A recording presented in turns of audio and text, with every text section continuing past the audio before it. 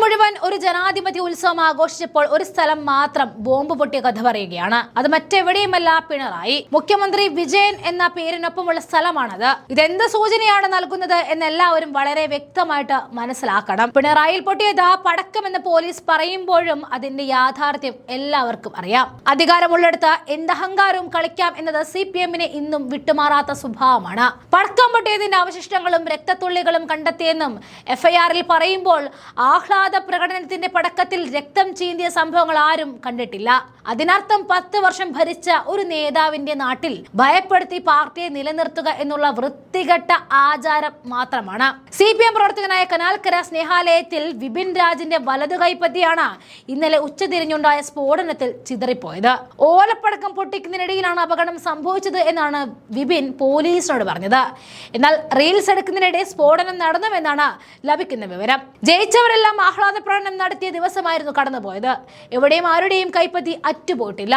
അത് ആകിപ്പോയത് പിണറായി വിജയൻ എന്ന നേതാവിന്റെ നാട്ടിൽ മാത്രമാണ്.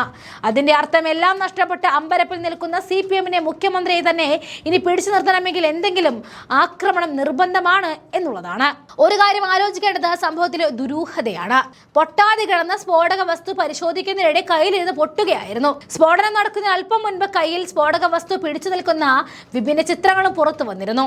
അതായത് ചണനൂല് കൊണ്ട് കെട്ടിയ സ്ഫോടക വസ്തുവാണ് കയ്യിലുണ്ടായിരുന്നതെന്ന് ദൃശ്യങ്ങളിൽ വളരെ വളരെ വ്യക്തമായിട്ട് കാണാം. ഏതെങ്കിലും വിവരമുള്ള CPM നേതാവ് പറയട്ടെ, ചണത്തിന്റെ നൂല് കൊണ്ടാണ് ഓലപ്പടക്കം ഉണ്ടാക്കുന്നത് എന്നുള്ള കാര്യം. തിരഞ്ഞെടുപ്പ് വിജയം ആഘോഷിക്കാൻ നിർമ്മിച്ച പടക്കമാണെന്നാണ് CPM പ്രാദേശിക നേതൃത്വം പറഞ്ഞത്.